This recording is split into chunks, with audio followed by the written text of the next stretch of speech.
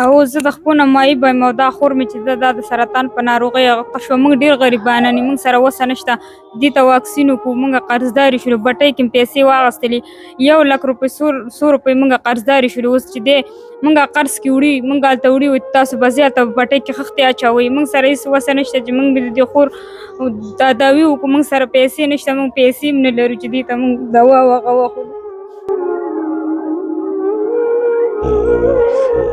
هغه بټۍ والا وایي چې پر قرض کې لاړ شي موږ سره خښته او هغه وایي تاسو به زه یو ورته به خښتې اچوئ. زه پخپله ځم هلته به خښتې اچوم، توپې به مې خپل د وړو وروڼو سره کوم. د دې لپاره مې پیسې قرض او هم دې دپاره مې اخیستې دي، دې ته مې دوا کړل. هغه هم اوسه پورې موږ واکسین لا ورته نه دی کړی، واکسین دغه لا پاتې تر اوسه. واکسین په باره کې څه ویلي؟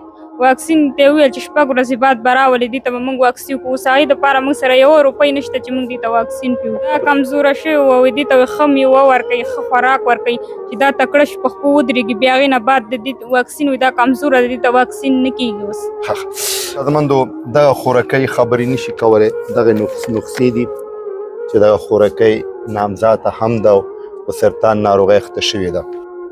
خورکۍ دغه پیسې وهلې 1 2 3 څلور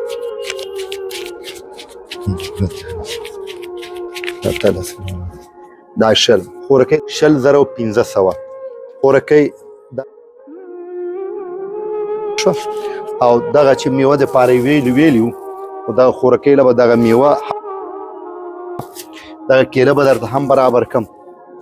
دا د کیله صحیح شو، دا د خورکۍ میوه.